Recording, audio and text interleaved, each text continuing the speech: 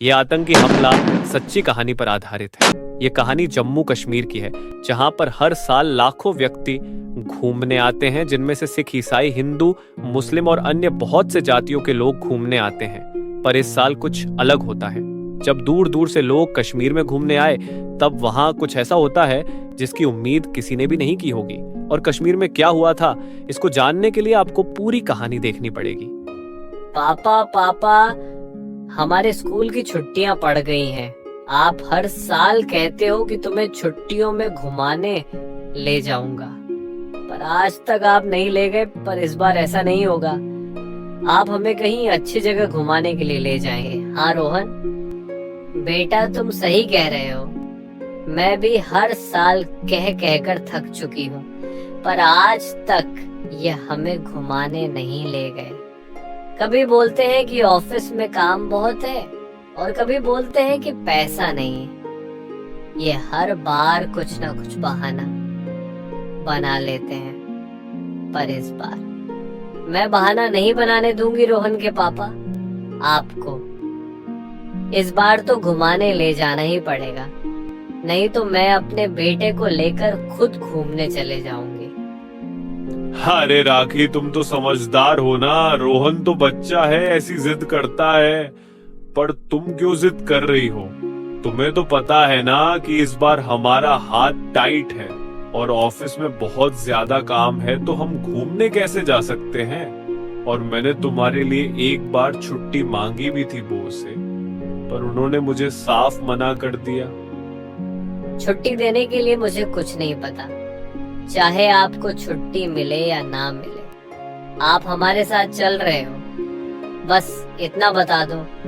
मुझे अगर नहीं जा रहे हो तो भी बता दो, मैं रोहन को खुद घुमाने ले जाऊंगी। हाँ मम्मी, आप ये ठीक कह रही हो। पापा तो हमें लेकर नहीं जाएंगे, इससे अच्छा तो हम दोनों ही घूमने चले जाएं। अरे नहीं रोहन बेटा, घुमाने तो सिर्फ मैं ही ले जाऊंगा तुमको, और चाहे बॉस छुट्टी दे या ना दे। सबसे पहले मेरी फैमिली है, उसके बाद मेरा ऑफिस या मेरा अन्य काम है। चलो रेखा, जल्दी से पैकिंग कर लो, टाइम वेस्ट ना करो तुम। अरे पापा, पहले ये तो बता दो कि हम लोग घूमने कहाँ पर जा रहे हैं। रोहन बेटा, हम ऐसी जगह जा रहे हैं जहाँ पर गर्मी का कोई नाम और निशान ना हो। चलो तुम गेस करो कि हम कहाँ चलेंगे। पापा, हिमाचल या मनाली जाएंगे क्या हम लोग घूमने? अरे नहीं बेटा, तुम्हारे पापा कश्मीर जाने की बात कर रहे हैं। वाह पापा, आप कश्मीर लेकर जाओगे हमें। मैंने तो कभी सोचा भी नहीं था कि आप मुझे कश्मीर लेकर जाओगे पापा। मैं बहुत लकी हूँ जो आप मेरे पापा हो। ऐसा कोई भी फ्रेंड नहीं है मेरा जो आज तक कश्मीर में घूमने गया हो। बस मैं पहला ही हूँ जो कश्मीर में जाऊंगा। थैंक यू पापा, मुझे कश्मीर ले जाने के लिए। अरे चलो बातें मत करो, अब जल्दी से पैकिंग कर लो, नहीं तो ट्रेन छूट जाएगी। फिर सब कश्मीर जाने के लिए पैकिंग कर लेते हैं, और उनके जैसे बहुत सारे लोग भी कश्मीर जाने के लिए तैयार हो जाते हैं, जिसमें हिंदू, मुस्लिम, सिख, ईसाई लोग थे। असली कहानी स्टार्ट होती है। कश्मीर जाने के बाद रोहन का परिवार और अन्य लोग भी कश्मीर पहुंच गए थे। वहां पर सभी लोग बर्फ का आनंद ले रहे थे और बहुत ही ज्यादा एंजॉय कर रहे थे, परंतु उनको इस बात की भनक भी नहीं थी कि उन पर आतंकी हमला होगा। तभी रोहन अपने पापा से बोलता है, पापा बहुत ठंड लग रही है, पर बहुत मजा भी आ रहा है। अब मुझे चाय पीने का मन कर रहा है और भूख भी लग रही है। नहीं रोहन, आपको कुछ नहीं मिलेगा, आप अभी रोटी और चाय पीकर आए हो। नहीं मम्मी, मुझे तो चाय पीनी है और रोटी भी खानी है, आप कहीं से भी ला कर दो। ठीक है बेटा, तुम रोना बंद करो और मैं आसपास जाकर ढाबा ढूंढता हूँ। फिर मोहन ढाबा देखने चला जाता है और वहां के लोगों से पूछता है कि कोई आसपास ढाबा है कि नहीं, पर बहुत ढूंढने के बाद और पूछने के बाद उसे एक भी ढाबा नहीं मिलता। पर एक व्यक्ति उसको बोलता है कि आगे जाकर पहलगाम नाम का एक गांव है, वहां पर तुमको ढाबा मिल जाएगा, वहां जाकर खाना भी खा सकते हो और घूम भी सकते हो। फिर मोहन और उसका परिवार पहलगाम की ओर चल पड़ता है। थोड़े समय बाद वह पहलगाम पहुंच जाते हैं। पहलगाम पहुंचने के बाद सबसे पहले वो ढाबे पर चाय और नाश्ता करते हैं। वाह पापा, यहाँ पर कितनी अच्छी चाय और नाश्ता है। इसको पीकर और खाकर तो मेरा पेट ही भर गया। अब बस मुझे घूमना है और बहुत खेलना भी है आप दोनों के साथ। नहीं बेटा, रात होने वाली है, हम अपने होटल चलते हैं। कल सुबह आकर दोबारा घूम लेंगे और वैसे भी हम 4 दिन और हैं, यहाँ पर हम आराम से घूम लेंगे सारी जगह। नहीं पापा, मुझे तो आज ही घूमना है और मैं घूमे बिना नहीं जाऊंगा। नहीं बेटा, ऐसी जिद नहीं करते।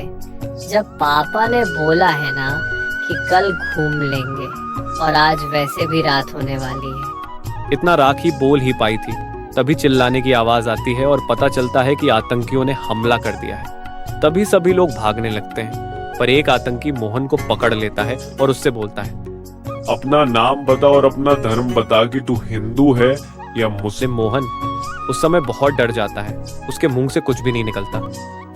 अरे तू बता रहा है कि तुझे गोली मारूं।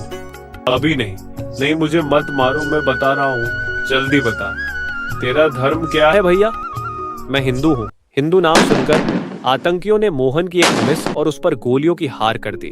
और फिर मोहन की पत्नी भी आतंकियों से बोलती है, मुझे भी मार दो, तो अब मैं जी के क्या करूंगी जब मेरा पति ही नहीं रहा।